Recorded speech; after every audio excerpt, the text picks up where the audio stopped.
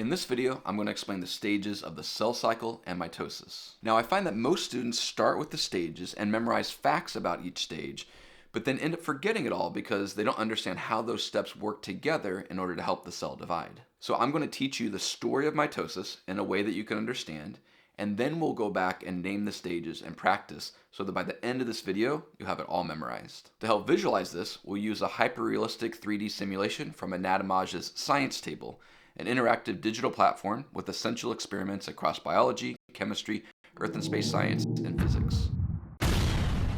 So quick, before any more of your cells divide without you understanding how they do it, let's jump to the whiteboard and get started. By the way, I have a free study guide that goes along with this video. It has a notes section that you can follow along with, as well as a practice section so you can do some practice to really learn this stuff. Linked in the description and in the pinned comment, so check that out if you think that would be helpful. All right, we're going to start with this diagram. We're going to use this as sort of a map that we're going to follow during the stages of the cell cycle mitosis. So first we have interphase. Interphase is everything that's happening whenever the cell is not dividing. And then we have mitosis, which is the process of the cell actually dividing up into two different cells. And that process of interphase lasts a lot longer than that process of mitosis. Now, interphase is split up into three parts. The first part is G1. That G stands for gap or growth. There's some things happening there, but a lot of times we think about that as a stage where not a lot is happening. It's not completely true. There's a lot that is happening. After that G1, we have the S stage, which stands for synthesis, because it's going to synthesize or copy its DNA. So we'll have a second copy of the DNA. Then we'll enter another G phase, G2, or gap 2, or growth 2. And that's going to be where that cell is getting ready to divide. It's kind of the final steps before it divides during mitosis. And then we have mitosis, which is split into four parts. We have prophase, metaphase, anaphase, and telophase. Some sources will have a phase called prometaphase. We can organize this a little bit differently, but PMAT, prophase, metaphase, anaphase, telophase, is the most common way that we kind of do that. Later on in the video, we're going to get into what happens in all of those. But right now, just know that mitosis is that process of cell division. At the end of that, we should split into two different cells. We call that process cytokinesis. Cyto means cell, kinesis meaning movement. So it's like these cells move apart and form two different cells. And then we're back where we started in G1. Now, at the end of G1, there's something called the restriction checkpoint. Basically, what the cell can do is it has a branching path at this point. It could continue on to the S stage, and once it continues on to the S stage and it's copying its DNA, it's really committed to doing this whole process again and dividing into a new cell. But not every cell in the body wants to keep dividing. In fact, that would be really bad. That's kind of what cancer is, where cells divide uncontrollably and start to damage other tissues and stuff in the body. So we have this restriction checkpoint. It can depend on a lot of different factors, whether or not it continues on to the S phase and advances on to mitosis, or a couple other things can happen. One, we have this G0 phase, and the G0 phase is when that cell will sort of skip this process, and it's just going to go and carry out its cell functions. That cell might specialize, maybe that's a brain cell, or a liver cell, or a pancreas cell, or whatever cell in the body, and it's just going to go do its cell function and do it well, and not worry about dividing and dividing. We have other cells in the body that are going to be dividing all the time, but that's one option, is it can go into that G0 phase. Sometimes we call that the rest phase or specialization differentiation. It can also undergo apoptosis, and apoptosis is this process of cell death. And that can happen for a few different reasons. Maybe we don't need that cell anymore, or maybe that cell sort of outlived its lifespan, or maybe there's something wrong with that cell, and the body has found that there's mutations in that cell that can cause a lot of issues, and it detects that and says we need to just kill this cell so it can't go on and reproduce and spread. So that restriction checkpoint happens at the end of G1. So that was a lot of information. So far, we've got the phases of interphase. So gap 1, synthesis, where it's copying the DNA, gap 2, and then we've got the stages of mitosis, prophase, metaphase, anaphase, telophase. At the end of that, it'll have split up into two different cells. That's kind of our map of this whole process. And we're going to keep that map kind of in the corner of the screen for most of this so you can kind of see where we are. But now we're going to dive into the story of the cell cycle and mitosis and see exactly what's happening in each of those stages and why, so we can understand this process really well. So let's start with the cell, and we're going to start in that G1 phase. So we're right here in G1. The cell is going to divide eventually, but it's not ready just yet.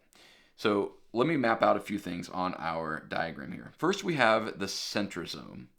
The centrosome is made of two centrioles, and they're organized at kind of 90 degrees. So there's a centriole, there's a centriole, and together that complex of two centrioles is called a centrosome. We're going to have several vocabulary terms that sound very similar: centriole, centrosome, centromere, chromosome, chromatid, chromatin. A lot of vocab going on in this, so I'm going to try to keep it really clear what's what. The main thing, if you remember at this point, is that this is a centrosome. That's the main thing right now. Here we have the nuclear envelope, or the nuclear membrane, and so that's just the membrane around the nucleus of the cell. So this whole thing in purple here is our nucleus, and the outer part is the nuclear membrane. These little gaps in between there are pores, because there's little gaps in there where things can move in and out of that nuclear membrane. And then we have our DNA, which is in the form of chromatin right now. Now, you may be used to saying that there are chromosomes in the nucleus of a cell, but at this point, it's in the form of chromatin. So instead of distinct chromosomes that are all, those things that are shaped like an X, instead of those being distinct, it's all one kind of tangled ball of genetic material, of DNA, called chromatin.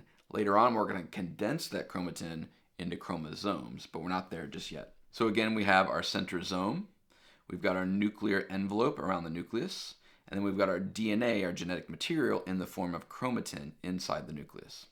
So let's check out what's going to happen in this G1 phase. So the first thing is that the cell is going to grow. So we have our cell growing there. Remember, this cell has just undergone cell division. It has just undergone mitosis, and we end up with these two smaller cells because the cell split.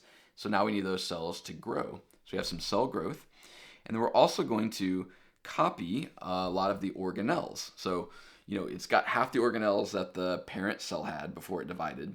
And now we're going to copy a lot of those organelles so that we have the right number of them. A lot of this interphase is going to be the cell creating new stuff, like new organelles or genetic material and things inside the cell.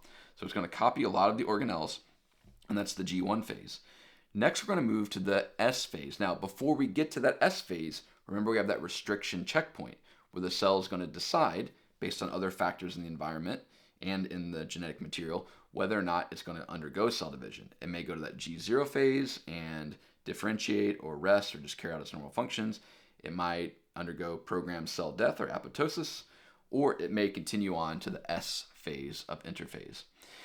Now, a couple things are going to happen in the S phase. One is the centrosomes are going to copy themselves. So now we've got a copy of those two centrosomes.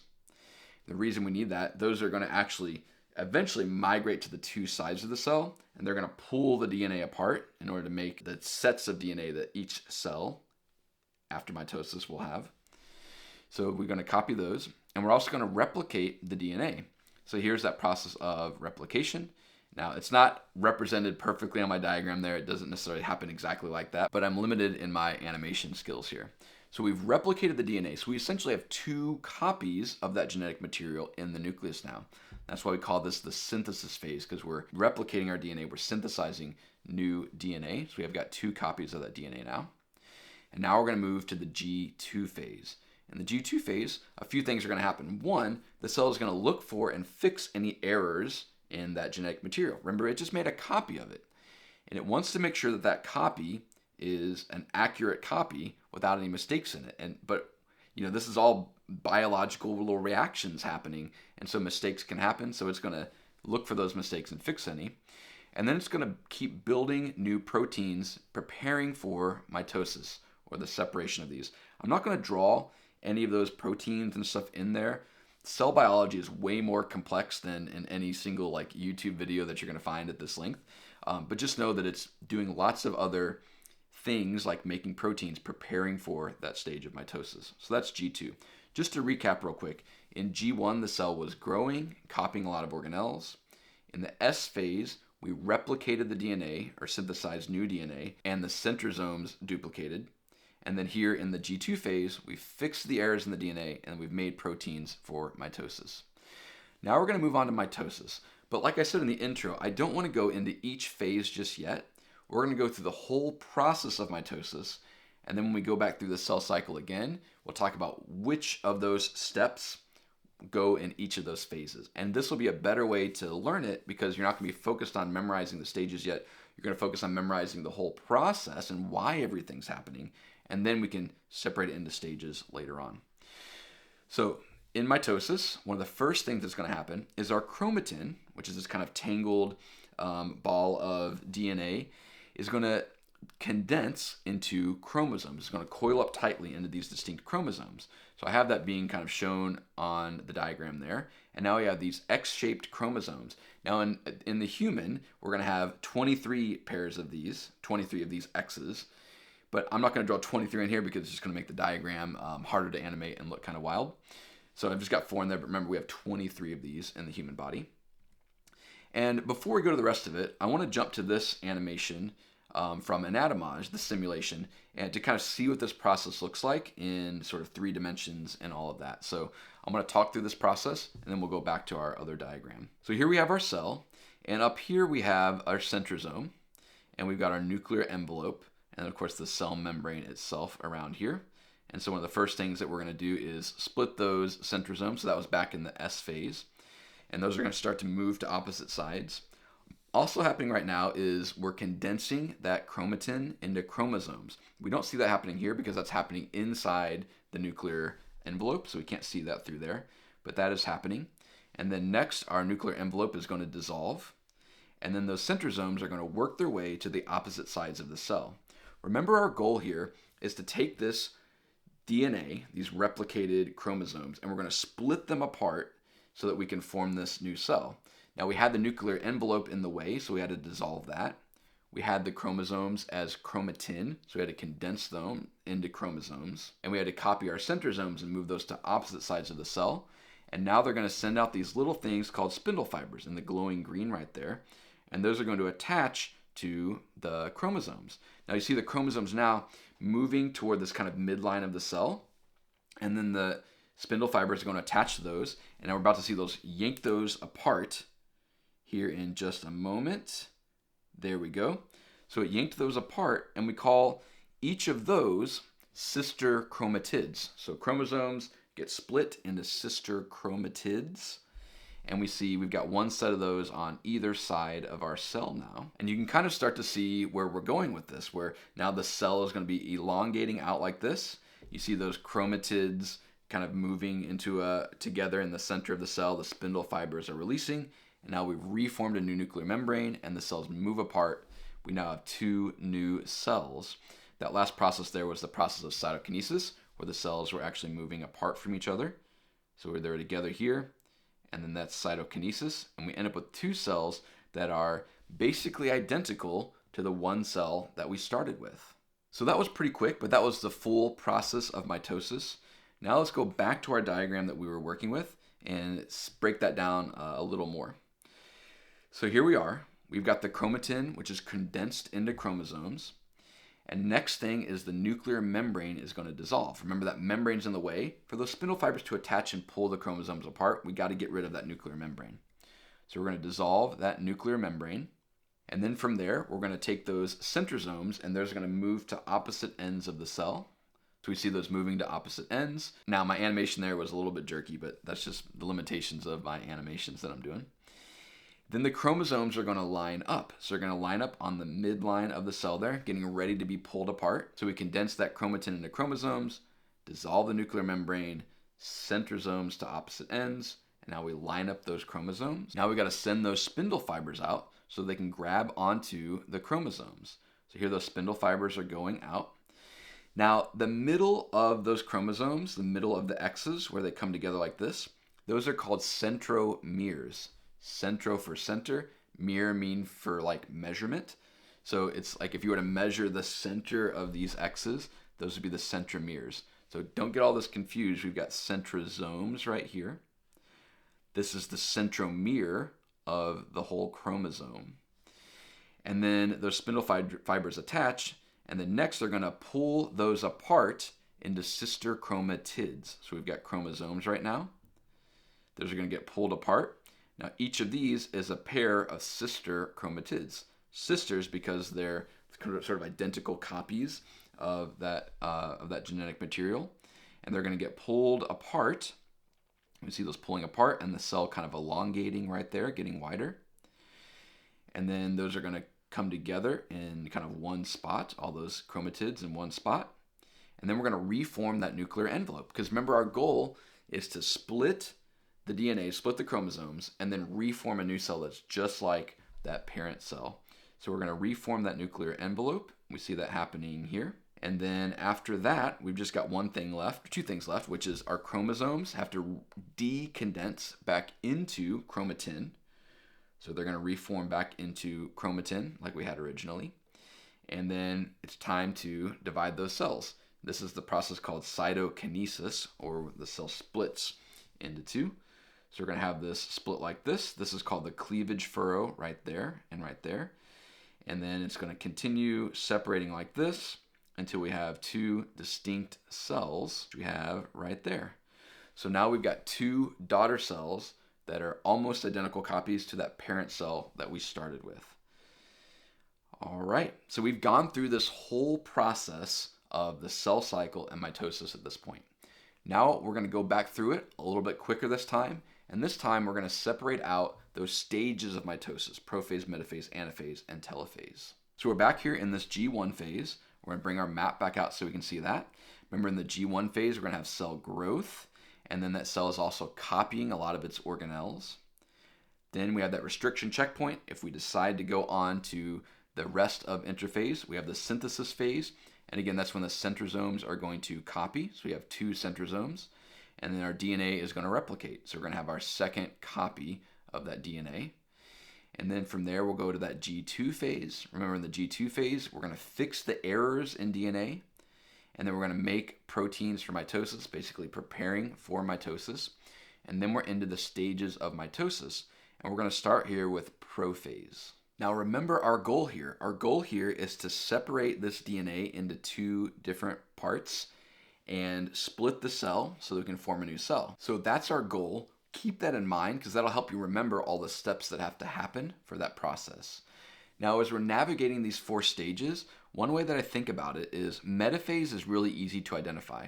Meta means middle, and that's when all the chromosomes are lined up in the middle of the cell.